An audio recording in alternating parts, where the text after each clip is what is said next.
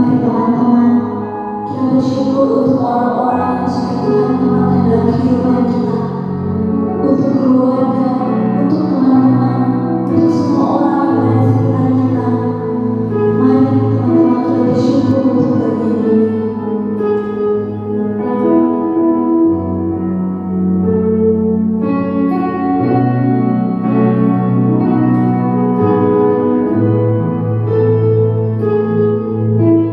Mari teman-teman, saat ini kita memohon ampun untuk segala dosa dan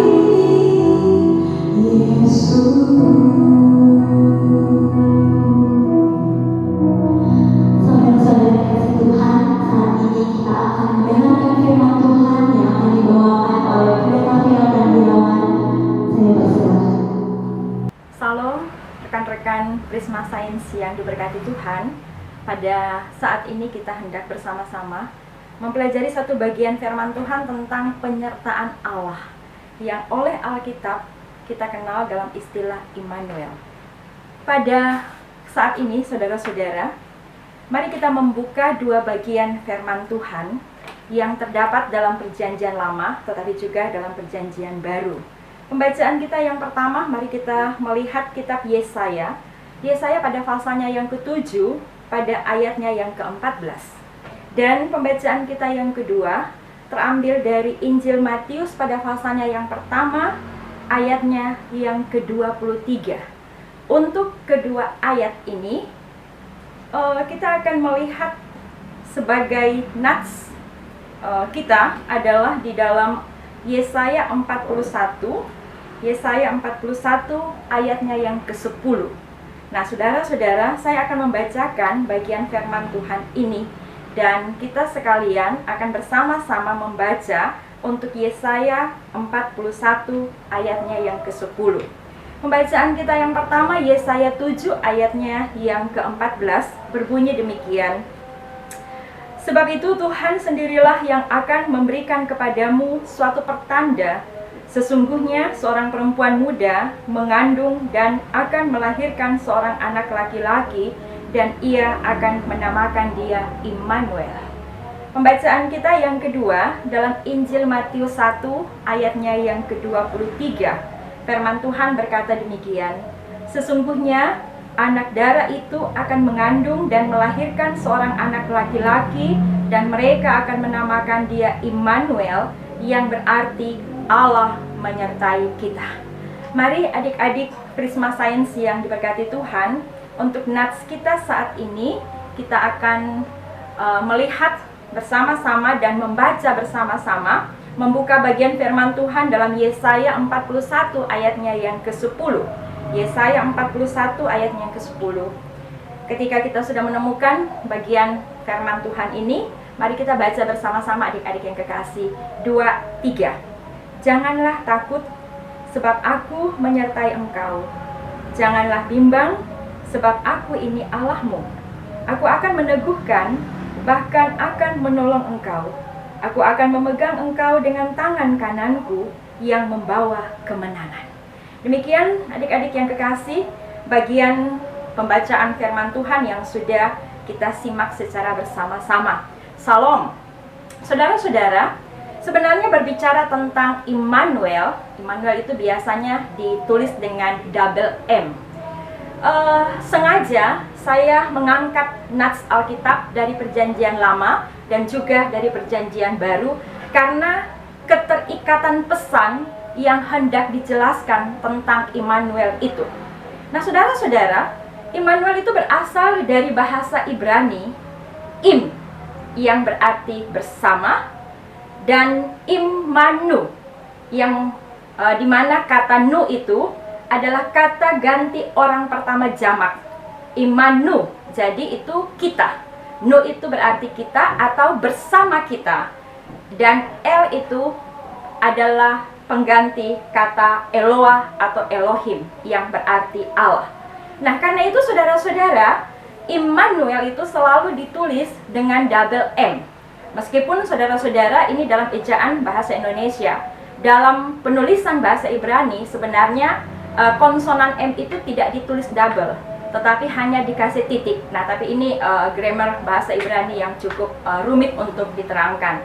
Nah, saudara-saudara, dari arti sebenarnya Immanuel itu, kita memahami dan kita mengerti bahwa istilah Immanuel itu artinya Allah beserta atau Allah bersama kita. God with us. Ini sebagai pendahuluan bahwa sebenarnya Immanuel itu hanya ada 3 kali disebut dalam pembacaan kita, dalam Alkitab tepatnya, yaitu selain 2 nats yang sudah kita baca tadi, Yesaya 7 ayat 14 dan Matius 1 ayat 23, sebagai tambahan Immanuel itu juga diungkapkan dalam Yesaya 9 ayatnya yang ke-8. Nah, keseluruhan Alkitab hanya 3 bagian ini yang memuat tentang Immanuel atau yang mengatakan tentang Immanuel. Karena itu, Saudara-saudara, adik-adik yang kekasih, pertanyaan yang perlu dijawab berkenan dengan Immanuel adalah yang pertama, bagaimanakah konsep penyertaan Allah? Kita itu sering memahami begini adik-adik, bahwa ketika kita mengatakan Allah itu menyertai kita, dalam mindset kita itu bahwa kita itu dilindungi, kita itu harus selalu selamat, kita itu tidak boleh sakit, kalaupun sakit kita harus sembuh. Nah, pada hari ini kita akan belajar bagaimanakah konsep Immanuel, Allah yang hendak dinyatakan buat kita. Itu hal yang pertama. Hal yang kedua, saudara-saudara, bagaimanakah bentuk Immanuel itu? Bagaimanakah bentuk penyertaan Allah itu? Apakah Immanuel itu harus selalu melulu dengan sebuah berkat? Apakah Immanuel itu harus senantiasa dipahami dengan sebuah kesenangan yang kita alami, atau seperti apa? Hal yang ketiga, saudara-saudara, adik-adik yang kekasih, adalah apakah dia atau Allah, apakah Allah yang Immanuel itu menentukan apa yang kita alami, atau sejauh mana Allah Immanuel itu menentukan segala sesuatu yang kita alami. Nah, ini bagian-bagian pendahuluan yang hendak kita jawab melalui pembelajaran firman Tuhan secara bersama-sama. Saudara-saudara, saya hendak memulai pembahasan atau mencoba untuk bersama-sama dengan adik-adik kekasih menjawab beberapa pertanyaan itu dengan memulai atau mengingatkan kita tentang kisah Adam dan Hawa. Kisah Adam dan Hawa ini menjadi sebuah inspirasi untuk mengenal bentuk God with us, Allah bersama-sama dengan kita, atau Immanuel. Ketika Adam dan Hawa dalam kehidupan mereka di Taman Eden, Allah tidak disebut berada bersama-sama dengan mereka. Kisah Kejadian menceritakan bagaimana Adam dan Hawa berinteraksi, dan jarang sekali Allah itu disebut ada bersama-sama dengan mereka. Kehadiran Allah kemudian diceritakan secara lebih detail itu justru pada saat mereka jatuh ke dalam dosa. Allah dikatakan hadir dan berada bersama dengan mereka. Maksudnya berada bersama, hadir di taman itu ketika Allah memanggil, berbicara pada saat Adam dan Hawa itu jatuh dalam dosa. Nah, saudara-saudara, apa yang dilakukan Allah pada saat itu? Apa yang dilakukan Allah pada saat dia hadir dan bersama di taman itu dengan Adam dan Hawa? Allah hadir menyatakan kesalahan mereka, tetapi juga memberikan solusi atas kesalahan yang telah manusia lakukan. Nah, dalam konteks seperti ini, Tuhan akan terasa sangat jauh bagi orang yang merasa benar. Orang yang merasa tidak salah, orang yang merasa selalu hidup dalam hal-hal yang benar, itu seolah-olah merasa bahwa Tuhan itu jauh. Kita mengenal Tuhan, tetapi Tuhan itu jauh, tidak bersama-sama dengan kita, karena ya kita sudah melakukan segala sesuatu dengan baik, dengan benar, dengan tidak bercelah, kira-kira seperti itu. Nah, tetapi seseorang yang kemudian merasa dirinya bersalah, seseorang yang kemudian merasa dirinya berdosa, maka ia kemudian menjadi sasaran Injil atau sasaran kabar baik untuk kehadiran dan penyertaan Tuhan atas kehidupannya. Nah, saudara-saudara, kalau kita menginjil seseorang, ketika kita berbicara, melakukan percakapan, dan orang itu katakan, wah, saya ini selalu beribadah, tekun beribadah, perpuluhan oke, berusaha sekali hidup untuk hidup benar. Nah, Injil itu, kabar baik itu tidak bisa menyapa dia. Kehadiran Allah itu seolah-olah hadir sebatas apa yang ia sudah lakukan. Tetapi ketika kita berbicara, berkomunikasi dengan seseorang, dan orang itu katakan bahwa, iya, kemudian saya ini merasa bahwa saya butuh Allah, saya butuh kehadiran Allah, karena saya adalah orang yang berdosa. Disitulah sasaran kabar baik atau kehadiran Immanuel lebih kemudian dirasakan.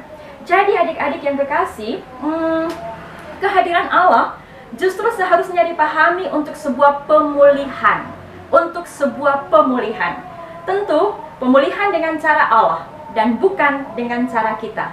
Dengan demikian, Immanuel tidak harus dipahami sebagai sebuah bentuk God with us yang terfokus pada berkat, yang terfokus pada kemenangan, terfokus kepada keberhasilan dan kegembiraan sesuai yang kita pikirkan.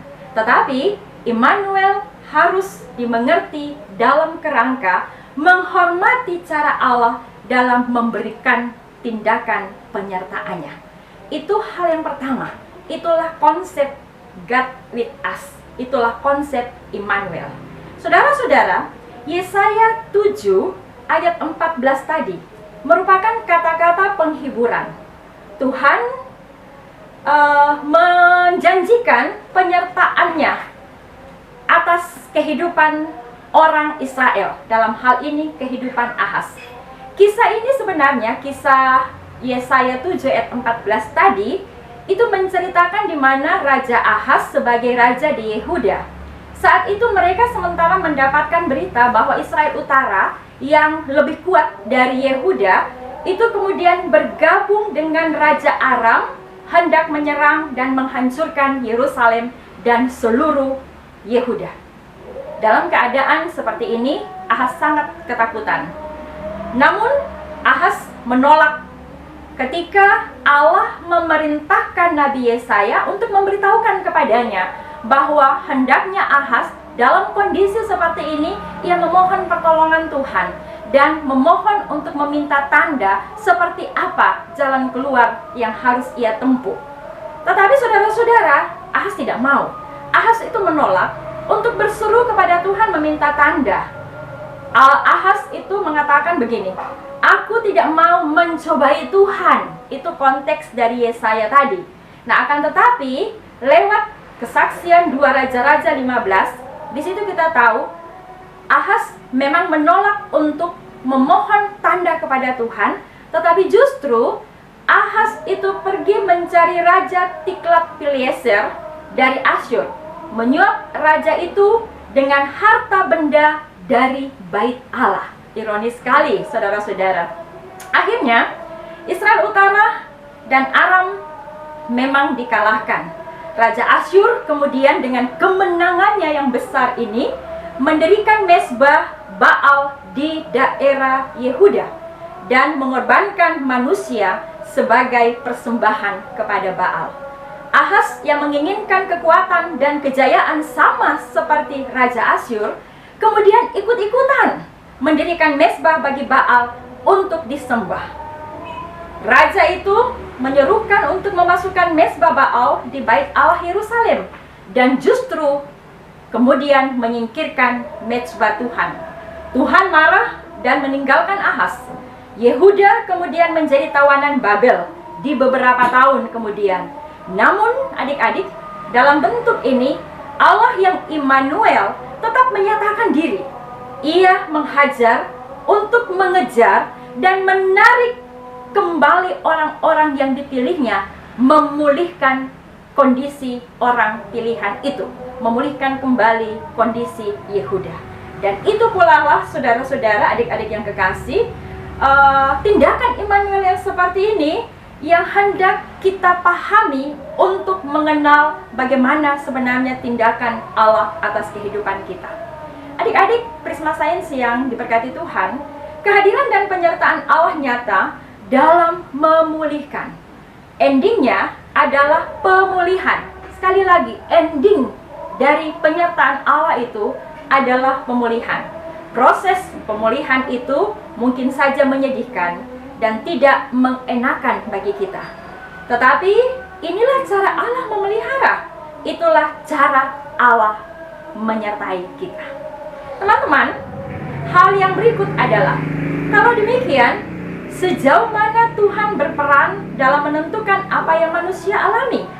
Untuk itu, mari kita mulai dengan memahami dua macam istilah waktu yang digunakan oleh Alkitab. Sebenarnya istilah waktu yang digunakan di Alkitab itu ada 3, tapi kita pada saat ini terfokus pada 2 jenis saja. 2 jenis waktu yang dimaksudkan adalah waktunya Tuhan yang kita kenal dengan istilah kairos. Dalam istilah waktu ini, istilah kairos, kita memahami Tuhan dalam kesempurnaannya. Kairos mengatakan kepada kita bahwa Allah yang berkuasa penuh secara sempurna. Ia penentu dari segala sesuatu. Dia menciptakan dan mengatur dalam kehendaknya. Tidak ada satu kehendak yang dapat membatalkan kehendak Tuhan. Jadi otoritas penuh di waktu Kairos ini ada pada Tuhan. Penentu utama ada pada Tuhan.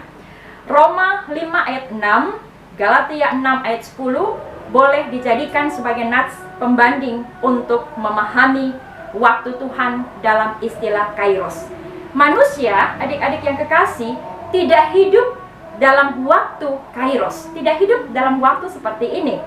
Manusia hidup dalam pengertian waktu Kronos. Sekali lagi, manusia kita, adik-adik dan saya, kita semua hidup dalam waktu dengan istilah Kronos. Paulus dalam Efesus 5 ayat 16 menjelaskan bahwa waktu dalam pengertian Kronos adalah waktu di mana hari-harinya adalah jahat karena keberdosaan. Kita hidup dalam tubuh duniawi dan daging ini yang berdosa. Kita hidup dalam hopeless. Kita tidak punya pengharapan. Dalam kondisi ini, Allah dalam waktu Kairos itu, dalam kondisi manusia yang jahat, dalam waktu-waktunya yang jahat itu, kita hidup dalam Kronos, dalam kehilangan pengharapan.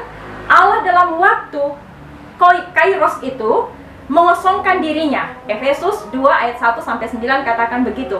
Menanggalkan keilahiannya, lahir dan menjadi manusia.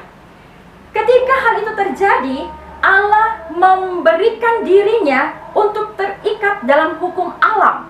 Karena dari waktu Kairos, ia kemudian datang bersama-sama menyertai manusia dalam Kronos yang dimaksudkan itu. Karena itu, dalam keadaan seperti ini, Allah terikat dengan hukum alam. Kita kenal, Yesus merasa lapar, Yesus merasa sedih, Yesus merasa takut ketika ia menghadapi salib. Dan itulah adik-adik menjadi konsekuensi dari Immanuel dalam Matius 1 ayatnya yang ke-23 tadi. Di tengah kondisi dunia yang berdosa dan kehilangan pengharapan, Allah hadir sebagaimana kehadirannya di Taman Eden. Kali ini Allah hadir dalam wujud Yesus Kristus. Kehadiran Allah untuk menyelesaikan persoalan dosa yang tidak mampu diselesaikan oleh manusia. Allah dalam Immanuel, Allah dalam kehadirannya, Allah dalam penyertaannya itu menemani bersama-sama manusia dalam ikatan waktu yang jahat ini, yaitu dalam Kronos. Dalam Kairos, adik-adik yang kekasih, Allah adalah penentu satu-satunya. Dalam Kronos, Allah bukan penentu satu-satunya, tetapi juga menyerahkan kebebasan keputusan kepada manusia dalam dunianya, yaitu manusia dalam dunia Kronos. Sebagai contoh, dalam kehendak Allah, God will, ia menghendaki atau menawarkan kepada manusia, jangan bersinah, jangan mencuri, jangan melakukan hal-hal yang seperti itu. Tetapi pada kenyataannya, manusia masih juga melakukannya. Allah tidak menghambat hal itu meskipun Allah bisa melakukannya. Ia konsisten terhadap aturan yang ditetapkannya, bahwa dalam Kronos manusia turut berperan dalam penentuan keputusan. Pada kenyataannya, sekitar 90% kehendak Tuhan tidak dilakukan oleh kita manusia. Dalam pemahaman ini, kita tidak dapat katakan semua yang kita alami adalah kehendak Tuhan. Ketika kita mengalami sengsara, kita katakan ini adalah kehendak Tuhan untuk saya. Ketika kita mengalami putus asa, Tuhan mengizinkan keputusasaan menjadi bagian kita. Ketika kita mengalami kebahagiaan, kita akan berpikir bahwa inilah Tuhan yang menentukan saya untuk bahagia. Nah, untuk semua hal, sekali lagi, semua hal, apakah itu hal yang baik, apakah itu hal yang buruk, kita turut menentukan karena kita hidup di dunia yang namanya Kronos itu. Kemudian adik-adik yang kekasih, pertanyaan yang muncul adalah, apakah Tuhan tidak berperan sama sekali? Dalam kenyataan yang berbeda, ada manusia yang sakit sembuh, tetapi ada juga yang tidak sembuh hingga meninggal. Ada manusia yang terhindar dari bahaya di luar kemampuan dia, tetapi ada juga yang justru bahaya itu mendatangkan kematian dalam kehidupannya. Alkitab pun berbicara yang sama. Daud sebagai seorang yang sungguh mengandalkan Tuhan terkena penyakit. Ia merasa Tuhan meninggalkannya. Dalam Mazmur 6, Mazmur 22, Mazmur 38, dalam 2 Korintus 12, Rasul Paulus juga mengatakan hal itu. Ia merasakan khawatir. Sakit yang dikatakan oleh Rasul Paulus hadir ibarat duri dalam daging.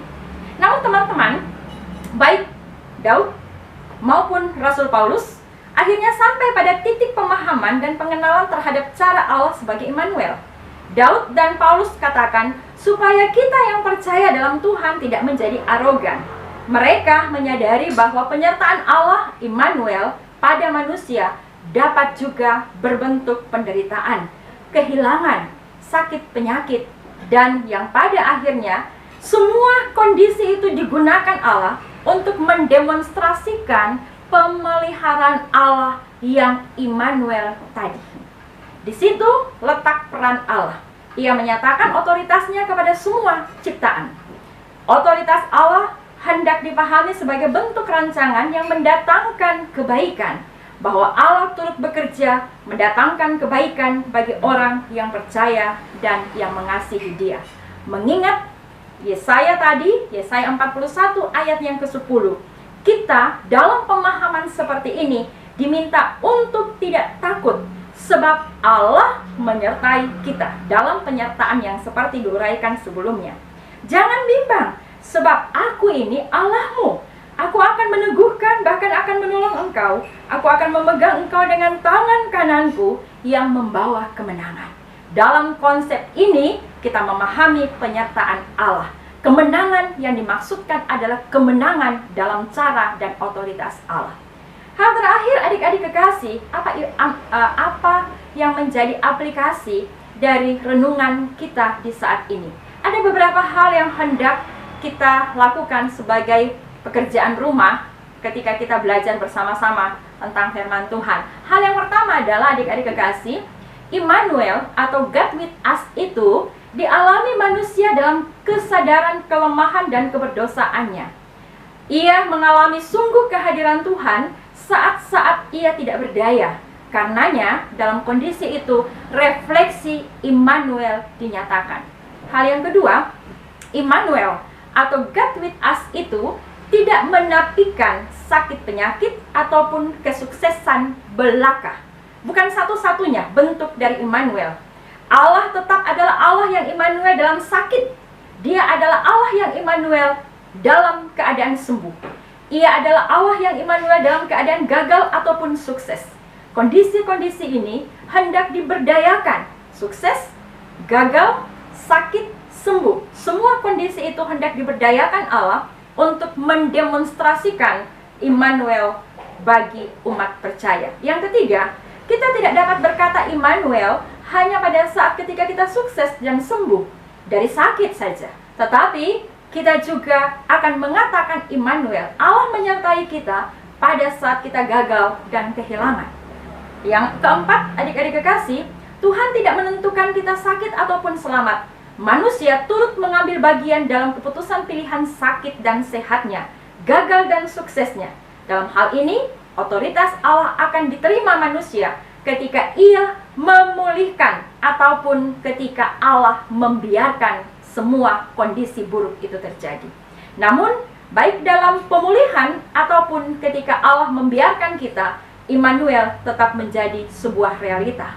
Hal yang terakhir yang menjadi refleksi kita untuk kita aplikasikan adalah dalam pemahaman Immanuel seperti ini, kita menyingkapi kondisi pandemi COVID-19, bahwa kita turut mengambil bagian keputusan memilih hidup dan berupaya dengan baik untuk memutuskan penularan virus ini sesuai dengan prokes yang seharusnya, sambil tetap meningkatkan imun kita dengan pikiran dan iman yang terarah pada Kristus, Sang Perancang kebaikan dalam otoritasnya yang dijelmakan dalam penyertaannya, yaitu Immanuel. Salam sehat untuk kita semua, dan tetaplah ada dalam pemahaman Immanuel yang seperti ini. Tuhan Yesus memberkati adik-adik dalam persekutuan Prisma Science. Amin. Terima kasih kepada hambanya Pendeta Fiona Nadiawan. Tuhan Yesus memberkati. Teman-teman, saat ini kita akan menutup ibadah kita. Mari kita mau angkat pujian Kau Rajaku.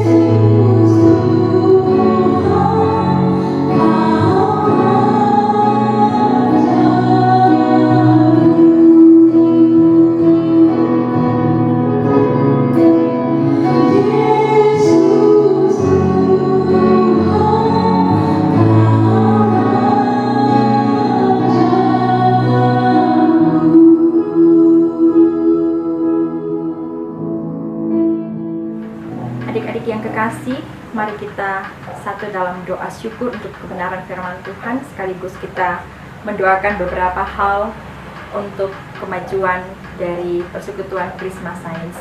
Mari kita satu dalam doa, kita berdoa. Terima kasih Tuhan Yesus, Engkau yang telah menyatakan diri sebagai Allah yang senantiasa menyertai atas kehidupan umat yang percaya. Kami bersyukur untuk kebenaran firman-Mu yang telah dipelajari, dibicarakan pada saat ini. Kiranya kesempurnaan oleh pimpinan dan tuntunan Roh Allah yang kudus akan senantiasa terus bekerja untuk kami, sehingga kami tidak hanya memahami kebenaran firman-Mu, tetapi juga menjadi pelaku-pelaku dan pemelihara-pemelihara firman dalam kehidupan, aktivitas, dan juga di dalam kesaksian hidup kami. Berkati kami semua Tuhan yang boleh hadir malam hari ini untuk belajar bersama-sama kebenaran firman-Mu. Kami hendak menyatukan hati kami Tuhan, mensyukur untuk setiap hal yang Tuhan izinkan terjadi atas kehidupan kami. Bahwasanya Engkau adalah Allah yang menyertai.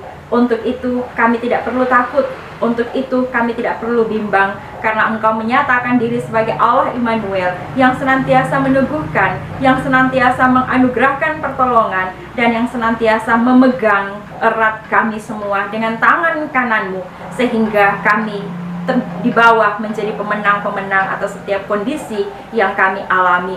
Kami berdoa dan menyerahkan kepadamu Tuhan, bersama-sama untuk kondisi bangsa kami, Indonesia yang kami kasihi. Dalam kondisi dan masalah yang terjadi bersama-sama yang kami alami Tuhan, kami mohon Engkau turut bekerja untuk mendatangkan pemulihan yang boleh kami alami, yang boleh kami nikmati. Khususnya Tuhan ketika kami sementara bergumul, berdoa bersama-sama untuk kenaikan jumlah positif COVID yang sudah begitu tinggi untuk kondisi bangsa kami. Ada kondisi-kondisi yang harusnya kami kerjakan secara normal, itu pun tidak dapat dikerjakan. Kami mengambil bagian bersama-sama dalam empati, dalam doa bersama untuk orang-orang yang sementara saat ini bergumul karena kondisi mereka. karena mereka sementara terpapar dengan virus ini. Tuhan, kami mohon kemurahan-Mu, Engkau menguatkan mereka, Engkau meneguhkan pengharapan mereka Tuhan. Apapun yang mereka alami pada saat ini, dalam nama Tuhan Yesus,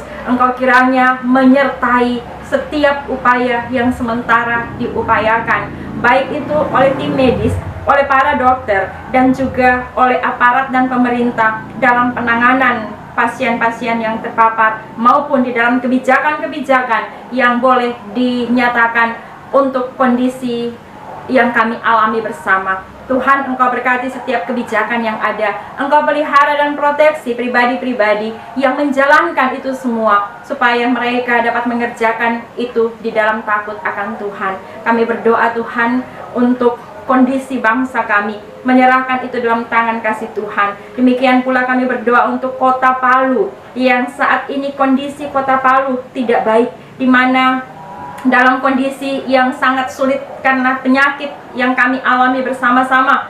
Kota Palu sementara terjadi atau maraknya pembegalan yang dilakukan dengan menggunakan benda-benda tajam oleh beberapa oknum. Tuhan, kami menyatukan hati kami, anak-anak Tuhan yang ada dalam aktivitas pendidikan, kerja, dan karya di Palu, menyatukan hati Tuhan. Kiranya Engkau menjamah kota Palu, Engkau menjamah pribadi-pribadi yang berniat jahat ini. Engkau pulihkan kiranya keadaan kami Tuhan. Kami menyerahkan kota Palu dalam tangan-Mu Tuhan. Kiranya Engkau menolong kehidupan dan kegiatan-kegiatan yang lebih baik untuk apa yang sementara kami upayakan bersama-sama. Tuhan, kami berdoa untuk setiap aparat yang bertugas untuk menyelesaikan masalah-masalah ini.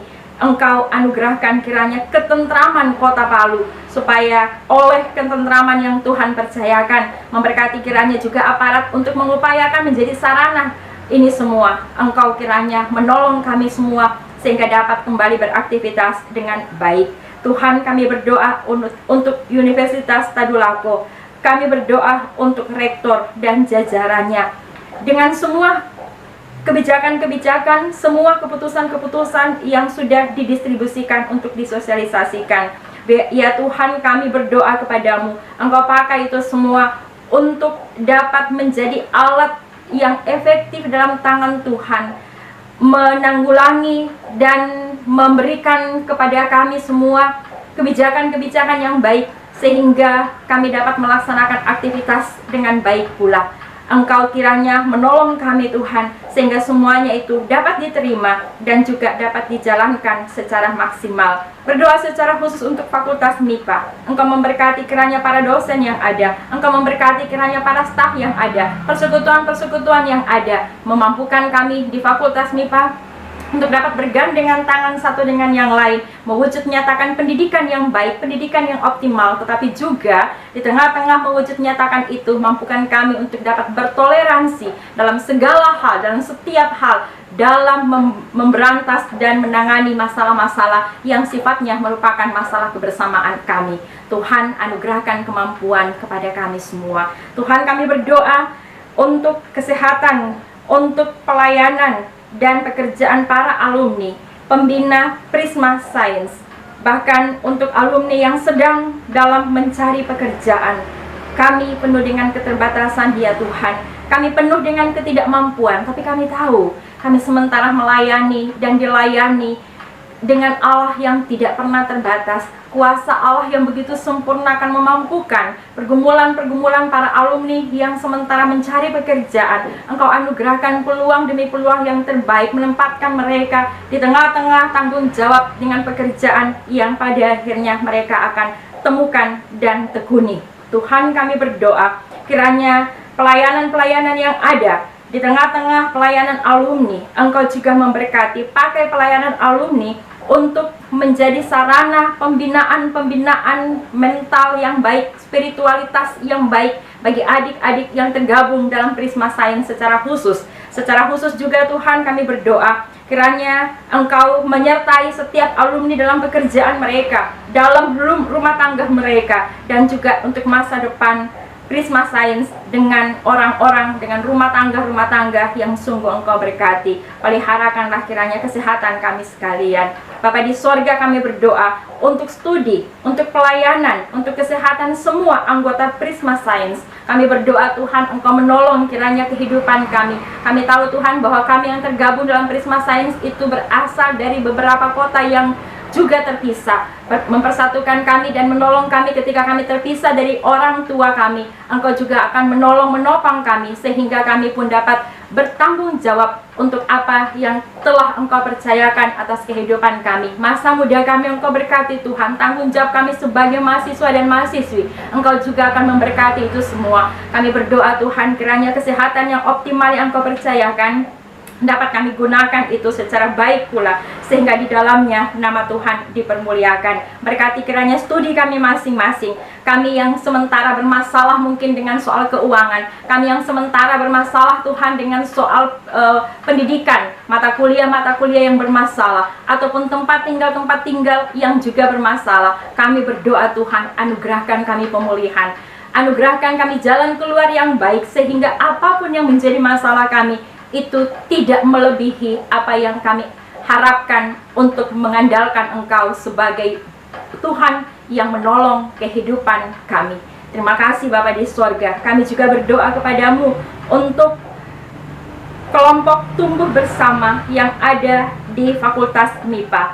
Tuhan, kiranya Engkau menolong KTB ini. Engkau memberdayakan orang-orang pribadi-pribadi yang ada di KTB, supaya kami terus-menerus menunjukkan pertumbuhan yang baik. Kami bertransformasi dari awal, dari ketidaktahuan kami, dari ketidakdengar-dengaran kami, menjadi pribadi yang berkenan di hadapan Tuhan. Karena itu Tuhan, berkatilah kiranya kegiatan-kegiatan KTB yang ada. Berkati juga kiranya Tuhan para pemimpin kelompok kecil yang Kau sudah percayakan, memberikan kemampuan kepada kami semua selaku pemimpin kelompok kecil untuk terus membenahi diri, memiliki karakter yang serupa dengan Tuhan. Dan dengan demikian kami boleh menjadi contoh dan teladan, serta dapat menguatkan adik-adik yang ada di dalam KTB.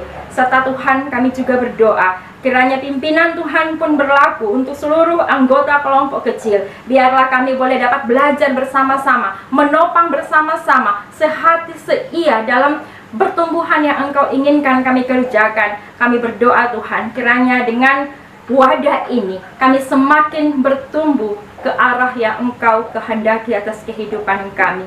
Bapa di sorga, hikmat Engkau kiranya percayakan, baik itu bagi para pemimpin kelompok kecil maupun anggotanya, untuk dapat melihat sebuah momen seperti ini, memberdayakan momen seperti ini, dan terus-menerus memuliakan Tuhan dengan apa yang Tuhan telah anugerahkan menjadi tanggung jawab kami. Kami berdoa, kembangkanlah kiranya KTB-KTB yang ada di Fakultas MIPA. Engkau pakai setiap kegiatan-kegiatan ini semakin marak dari waktu ke waktu, dan semakin membawa orang-orang di dalam kehidupan yang diperkenankan oleh Tuhan. Kiranya perkembangan ini Engkau campur tangan di dalamnya, supaya itu terus dapat berlangsung seturut dengan kehendak Tuhan. Dan kegiatan ini sungguh menyenangkan hati Tuhan, membawa banyak jiwa untuk dapat mengenal bagaimana cinta dan kasih Tuhan yang boleh menyapa dunia ini, termasuk menyapa kehidupan mereka. Tuhan, kami berdoa untuk panitia penerimaan anggota baru. Engkau tolong Tuhan kepanitiaan ini, Engkau anugerahkan kesetiaan dan kerjasama yang baik di antara kami, supaya semua dapat dikerjakan, karena kami sungguh bergandengan tangan, meminimalkan hal-hal yang terjadi, dan memberikan jalan keluar terhadap apapun yang menjadi kondisi yang kami alami, supaya kami semakin didewasakan dalam pekerjaan, dalam tanggung jawab, dalam pelayanan, untuk memuliakan dan membesarkan nama Tuhan.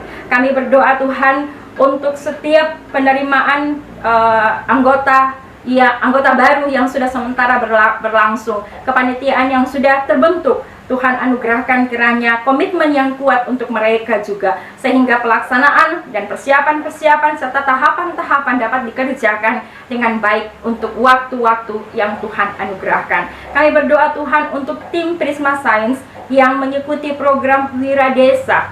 Kami berdoa Engkau kiranya memberkati program ini, supaya program ini boleh sungguh-sungguh menjadi sarana untuk dapat menyatakan dan menyalurkan setiap potensi yang ada, dan juga berpartisipasi di tengah-tengah kontribusi yang dapat dikerjakan oleh orang-orang yang tergabung dalam tim Prisma Science dalam mengikuti program Wiradesa. Tuhan, kami berdoa ketika kami sementara atau mereka sementara menunggu hasil proposal, Engkau kiranya akan menolong kehidupan mereka supaya apa yang mereka sementara upayakan ini boleh dapat melihat jalan keluar yang terbaik yang Engkau anugerahkan.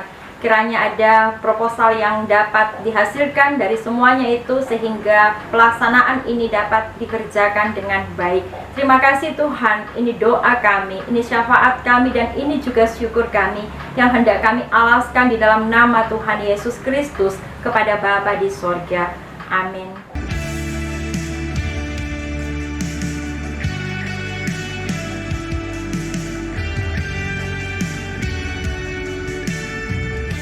Dan shalom. Terima kasih buat teman-teman yang sudah mengikuti ibadah secara live streaming. Terima kasih juga kepada pembicara dan juga kepada pembina yang sudah ada. Pertama-tama kami dari pengurus minta maaf karena kami melaksanakan secara live streaming karena pandemi, dan kami mohon doa kepada teman-teman semua semoga pandemi cepat berlalu dan juga boleh kami adakan kembali secara offline. Baiklah, kita masuk dalam ruang organisasi. Penyampaian yang pertama itu persekutuan doa akan kami laksanakan kembali pada tanggal 29 Juli. Untuk info selanjutnya kami akan bagikan di WA Group. Terus yang kedua, di link bio IG Prisma Science sudah dituliskan link untuk teman-teman yang punya saran dan pokok doa, silahkan dituliskan di sana. Yang punya kerinduan secara pribadi ataupun secara khusus boleh dituliskan. Kemudian training PKK dan CPKK akan dilaksanakan kembali pada hari Minggu depan. Untuk teman-teman yang sudah menjadi PKK dan CPKK, mari tetap jaga komitmen untuk ikut dalam training ini. Semoga pertumbuhan KTP di Prisma Science boleh berjalan dengan sesuai kehendak Tuhan dan semakin banyak jiwa yang dimenangkan di Prisma Science ini. Kemudian kami kembali ingatkan buat teman-teman yang sudah memesan baju PDH, silakan dibayar DP-nya di teman-teman KWU, dan juga teman-teman yang belum memesan, kami mengundang untuk teman-teman memesan juga. Dan jangan lupa mengisi absen yang sudah teman-teman pengurus siapkan. Terima kasih. Sekian, Tuhan Yesus memberkati. Selamat siang dan shalom.